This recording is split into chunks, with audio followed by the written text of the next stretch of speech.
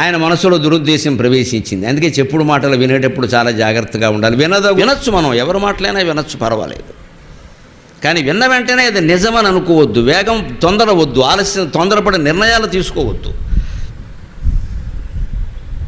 అవి కాస్త ఆలోచించాలి. కానీ కళ్ళ నిజము తెలిసిన మనం స్వయంగా చూడాలి, అప్పుడు నిర్ణయం తీసుకోవాలి. అలాగని విన్నప్పుడే నువ్వు ఎప్పుడు ఇలాంటి మాటలే చెబుతావు అన్నాం అనుకోండి, ఇక చెప్పడం మానేస్తారు. ఒక్కోసారి నిజాలు కూడా మనకి తెలియకుండా పోతాయి. వింటున్నప్పుడు చాలా ఆసక్తిగా అవునా అవునా నువ్వు కాబట్టి చెప్పావు అని వాళ్ళు కూడా మాయలో పడిపోయేంతగా వినాలి, హాయిగా వినాలి. తర్వాత ఏది చేయకూడదు. ఎందుకంటే అంత ఆసక్తిగా వింటేనే మళ్ళీ మళ్ళీ చెబుతారు మనకి. అప్పుడే కొన్ని విషయాలు తెలుస్తాయి. కుటుంబంలోనైనా అంతే, బయటైనా అంతే, రాజకీయాల్లో ముఖ్యంగా వినాలి. పెద్ద నాయకులు చిన్నవాళ్ళు చెప్పేవన్నీ వినాలి. చాలా ఓపికగా ఈయన నా మీదే ఆధారపడ్డాడు పూర్తిగానే భ్రమ వాడికి కలిగే విధంగా ఈ పెద్ద నాయకుడు వినాలి పూర్తిగా. తర్వాత అన్నీ అయిపోయాక దులిపేసి పొమ్మని చెప్పాలి, టీ ఇచ్చేసి అంతే. ఇలా 4-5 చెప్తారు, కానీ తాను చూడాలి స్వయంగా.